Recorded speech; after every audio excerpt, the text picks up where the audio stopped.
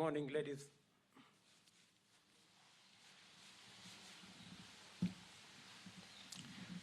Good morning, ladies and gentlemen.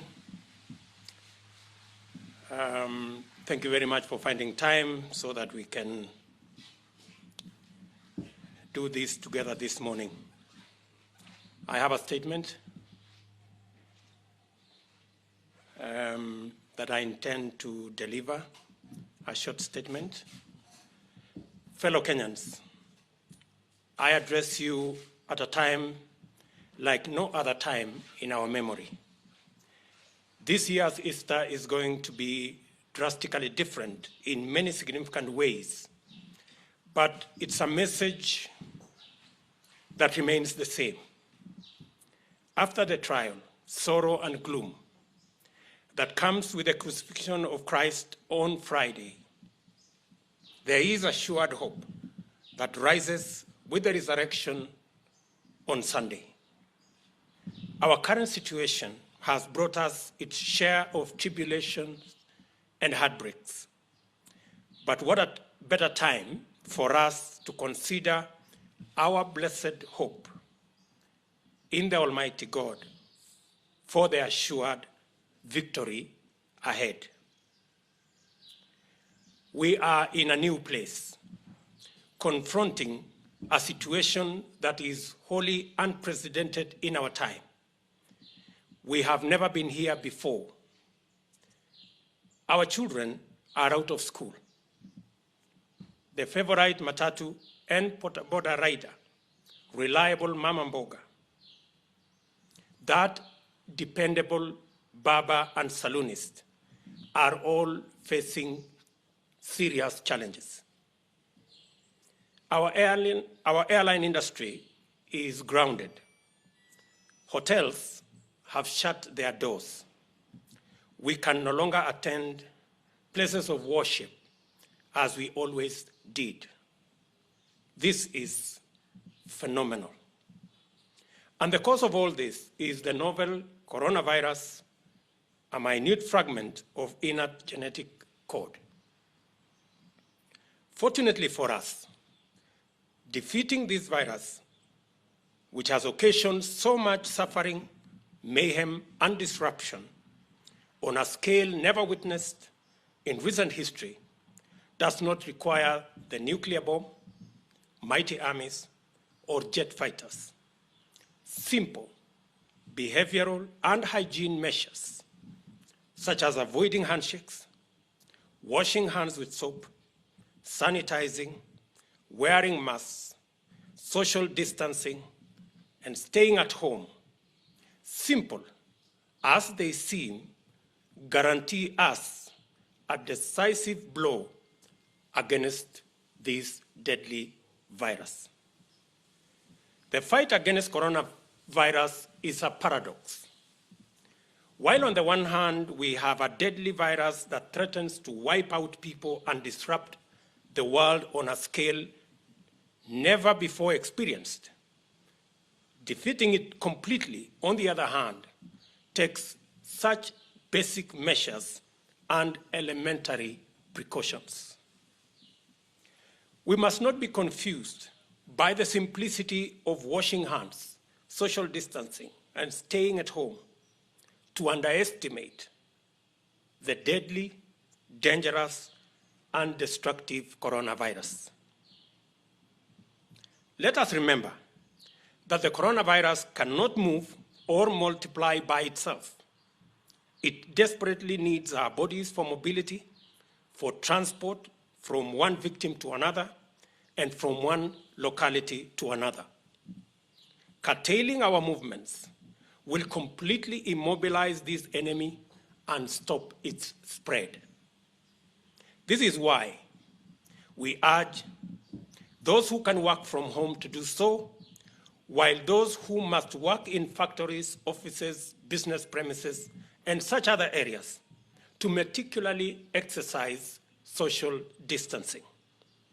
Employers should adopt a shift system that enables staff to work at different times of the day or on different days to minimize congestion in workplaces.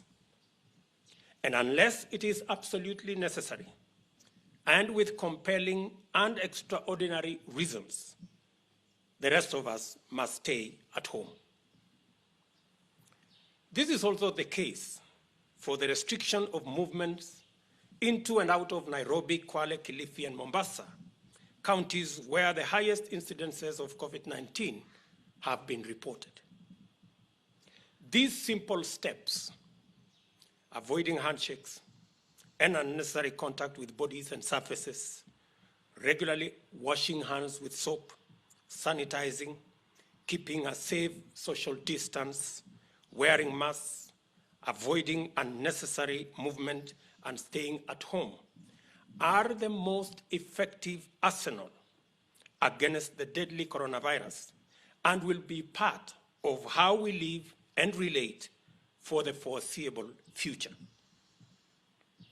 As government, we appreciate and commend the millions of Kenyans who have taken this directive seriously and are conscientiously complying with the protocols as issued and updated by our health ministry.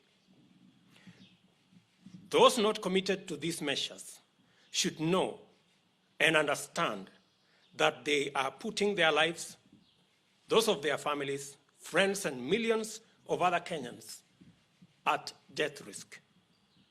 This kind of reckless negligence, ladies and gentlemen, is unacceptable. To protect ourselves, every Kenyan should go the extra mile and perform the patriotic duty of ensuring that their families, their friends, workmates, and neighbors adhere to these protocols as issued by government from time to time.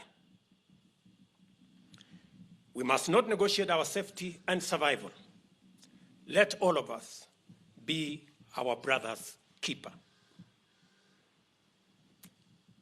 Many Kenyans are, however, asking, while government is telling us what to do, what is government doing about the COVID-19 pandemic? And allow me to say the following. President Uhuru Kenyatta has taken personal charge of this situation and mobilized government at both levels, together with development partners, the private sector, and friends of Kenya, to accomplish a number of objectives. Our first key task is to assemble and provide a body of accurate and verifiable information to the public, and to work with all partners, including the media, on its dissemination so as to empower citizens to take the right decisions and make the correct choices.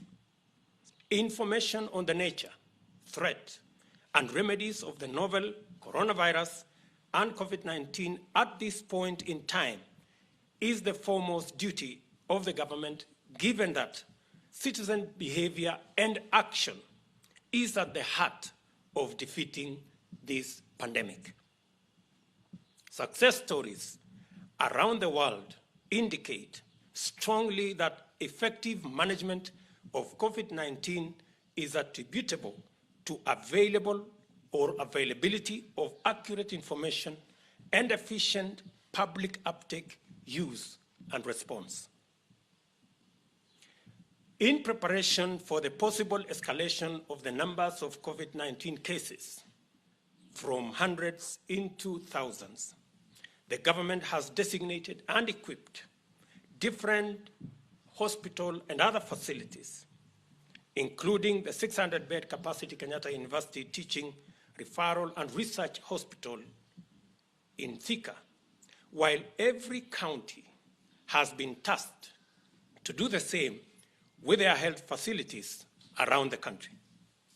Further, we have directed the Ministry of Education to work with counties to identify boarding schools that can be used as isolation facilities for COVID-19 cases when the situation reaches there. The government is working with counties through KEMSA to stockpile medical supplies necessary for the management of cases of COVID-19 in diagnosed persons, while the Public Service Commission is undertaking recruitment of additional health personnel, including 1,000 doctors to be advertised this week, so as to build adequate capacity to manage increased numbers of COVID-19 victims. Number 4, the statistics released by the Ministry of Health on the number of persons infected so far has come mainly from testing of persons in quarantine and their known contacts. The testing process at the moment is slow and limited. We are working with the World Health Organization and Africa Center for Disease Control on the approval of rapid diagnostic kits produced by international and local institutions, including KEMRI, to scale up our testing. I did speak to the director of KEMRI yesterday, and they confirmed to me that in a couple of weeks, they will be ready with their kits for mass testing. Once approved, these diagnostic kits will enable the government to carry out mass testing of Kenyans, which is necessary to capture all those infected by the virus for isolation, containment, and management. This exercise is critical for us to adequately and comprehensively respond and manage this pandemic. We are working with international partners, including the World Bank and the private sector, on the acquisition of additional ventilators, sanitizers, and masks, with the aim of enhancing our capabilities and preparedness. Kenya Bureau of Standards has provided standards for production of these items, and local manufacturers should produce what they can en masse without any further delay. We are also scaling up oxygen supply to all the 94 hospitals that were identified under the MES program for use by patients who may need supplementary oxygen. This crisis has completely disrupted our lives and taken away everything we took for granted. Normal is a word we have to rapidly unlearn and hopefully relearn in future after the coronavirus. Yet, if we think that our lives have been disrupted, the world of healthcare workers has been turned upside down, inside out. More than anyone else, this crisis demands that frontline health workers give not just their best, but that they give their all continuously. They have to be away from their families so that we may be with ours. They have to come into close contact with the infected persons so that we may remain safe. While all of us are soldiers in this great army against COVID-19, our generals, crack units, elite fighters at the front line are our healthcare professionals. To ensure that our community health workers, nurses, clinical officers, paramedics, laboratory technicians, pharmacists, and doctors perform their duties without them being compromised, personal protective gear is being made available and in adequate quantities to ensure sustained supply of these personal protective equipments. Local manufacturing capacity has been identified and contracted. To assist our healthcare workers who have demonstrated inspiring selflessness and diligence under extreme, stressful, and challenging conditions, let us rigorously observe the protocols set out by the Ministry of Health so as not to overburden them with unnecessary and avoidable incidences of infection. Let us also remember them and their families in our daily prayers and in every other way that we can. As His Excellency the President directed, our Treasury team is working with the legislature to realign our budget to make resources available for various interventions in combating the pandemic. Provisions of water, especially in our towns and particularly in informal settlements, will be a key consideration. The identification of vulnerable groups who may require food subsidies has been mapped out by our national government coordination staff in consultation with all counties to ensure timely and targeted intervention if this situation escalates. We encourage Parliament in their patriotic mandate to exercise imagination commensurate with the magnitude of the challenge we face. As government makes efforts to mitigate the suffering of the people through a raft of measures already announced, I wish to appeal to the private sector to be compassionate, understanding, and forbearing with our people, and particularly to employers to make necessary adjustments on non-core expenses to safeguard jobs and to endeavor not to lay off staff. I also appeal to the financial sector, financial services sector, and more specifically the banking industry, to be equally understanding and consider instituting loan interest moratoria, suspend foreclosure on properties, and work out a framework to renegotiate loans with borrowers as requested by government. Equally, we encourage our county governments and assemblies to realign their budgets and redirect their resources towards intervention to manage this pandemic and its socio-economic ramifications, and especially to the vulnerable. Our farmers, in their millions, should come out strongly and take advantage of the good rains that we continue to experience and grow as much food as is possible. County governments are urged to work with the national government to coordinate extension, mechanization, and other enabling services.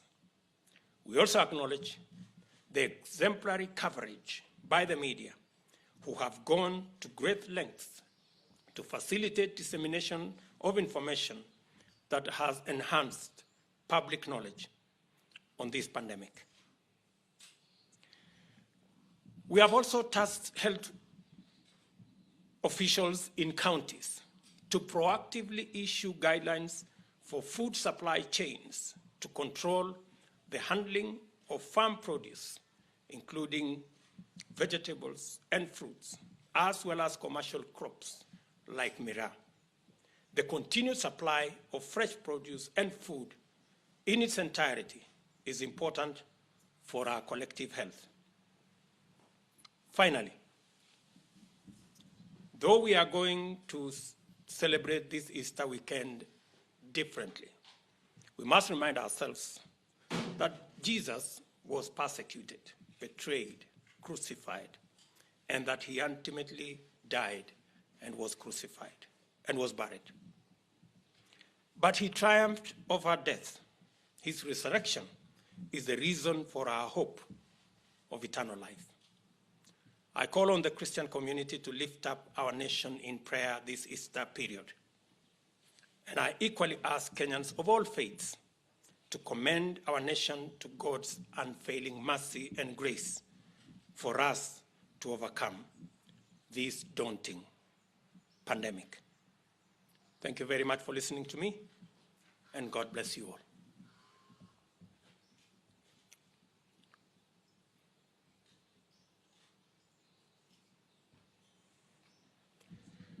Good. I will take a few questions just for matters of clarification, and I hope we keep this as it should be. And I hope everybody is keeping safe social distance. I can see some people who are violating. Very good. Yes, my friend?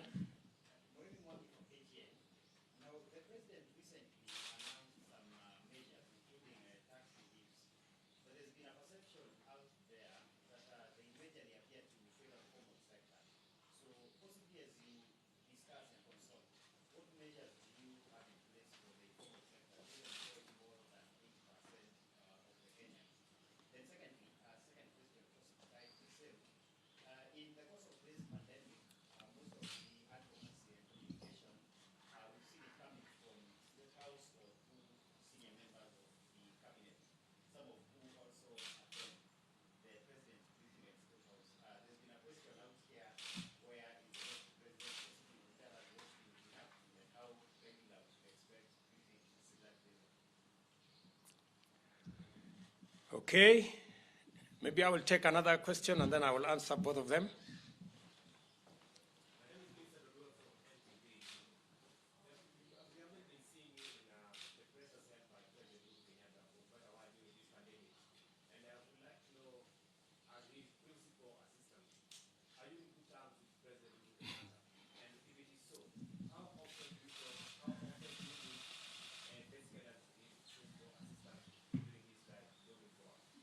Thank you, Vincent. First, the raft of issues that we propose to Parliament cover the whole spectrum of where we can reach as government. If you look at the list of interventions that will be captured under the program that we are working on, it is targeting a huge section of the vulnerable and people living in informal settlements. The people in the informal sector are a very huge constituency that will benefit from the interventions that we are going to roll out. And therefore, it is not entirely correct to say the interventions that we have done so far only focus on the formal sector. Parliament will shortly make input, and that is why in my statement I said Parliament must exercise commensurate imagination and support the proposals that we have made and even make them better as the people's representatives, so that together, working together between the executive and the legislatures, both at the national and at the county level, we can deal with this challenge as partners from one side. Secondly, the operations of government is a preserve of the people in government. How we decide to communicate. We took a decision that this being a national pandemic, all of us are going to read from one script. The president is going to take the lead, and the ministers responsible in the various dockets will do their job. You may want to know that as matters of operation in government, we are making teleconferencing and video conferencing a big portion of government operation to facilitate social distancing and to avoid the necessity to be in meetings physically. You may want to know that many meetings now of PSS and ministers are carried out on video or on telephone through video conferencing and teleconferencing. And maybe just to remind you, you may want to ask yourself why the president and his deputy cannot travel in the same equipment at any one time. And in a situation like this, I think the answer to that question may help you understand why we have the situation we have at the moment. For the record, we consult regularly, almost daily, with the President and all the other ministers that are carrying out the various tasks in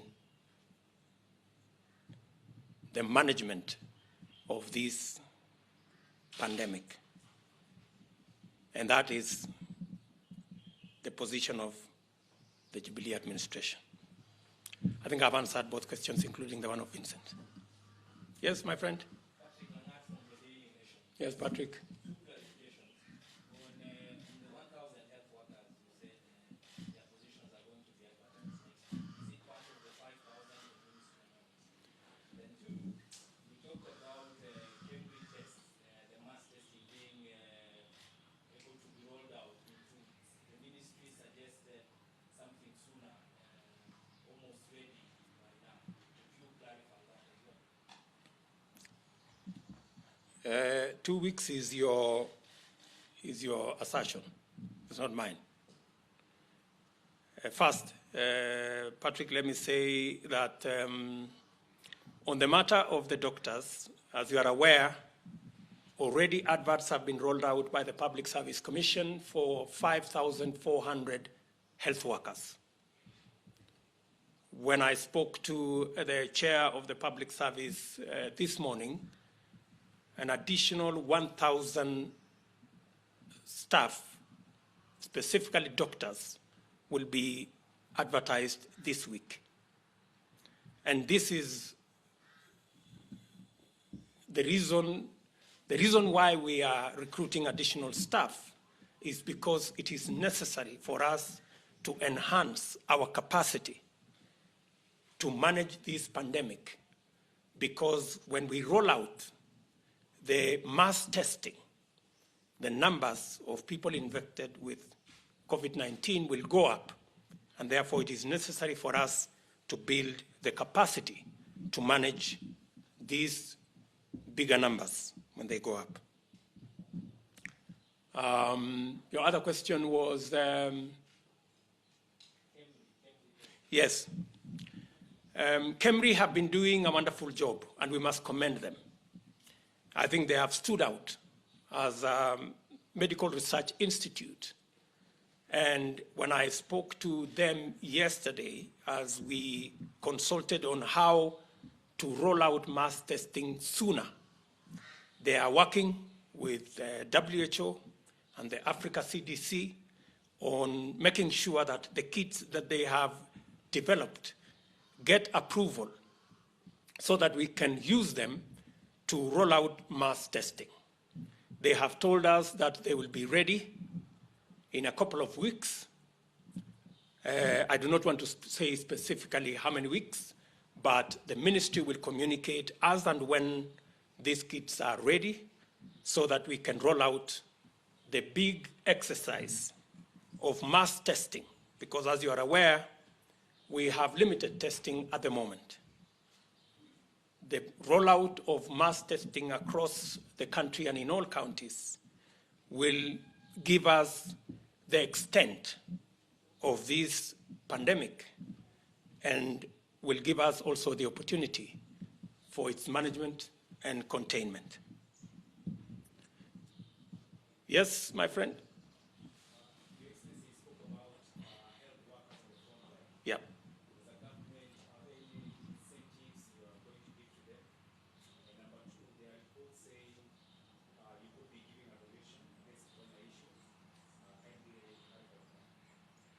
Where did you get that information? Where did you get that report?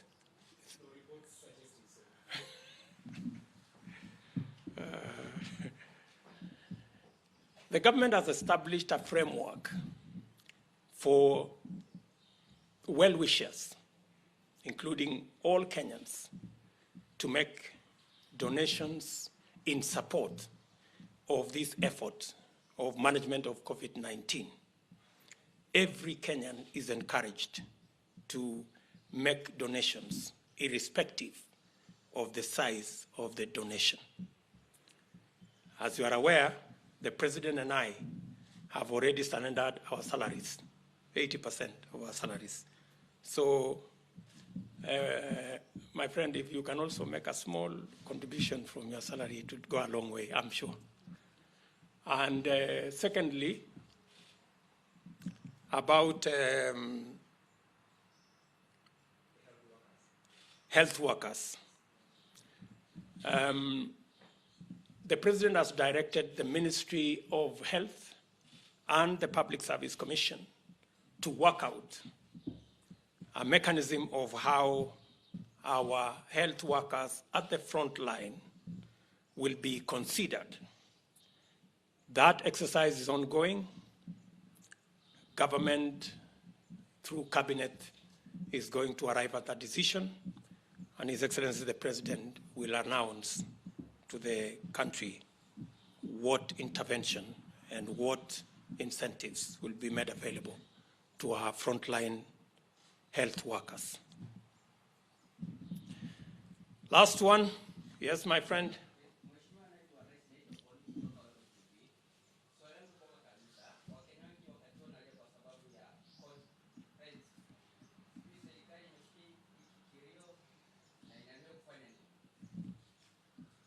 Ulisema swali lako ni mboga?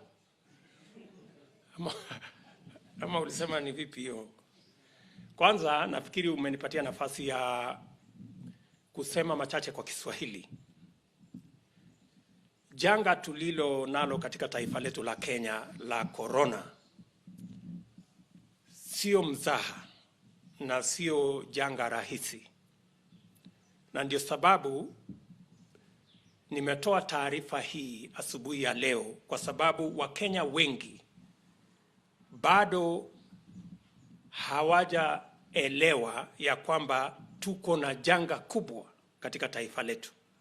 Na watu wengi wakisikia ya kwamba osha mikono, usisalimiane, weka social distance na usitembee ovyo, unaweza ukae nyumbani, watu wengi wanaona pengine tatizo hili sio kubwa, kwa sababu watu wengi wamezoea kama kuna ugonjwa lazima udungwe sindano, ufanyiwe upasuaji, upatiwe dawa ile iko kali ndio ijulikane ya kwamba kuna tatizo.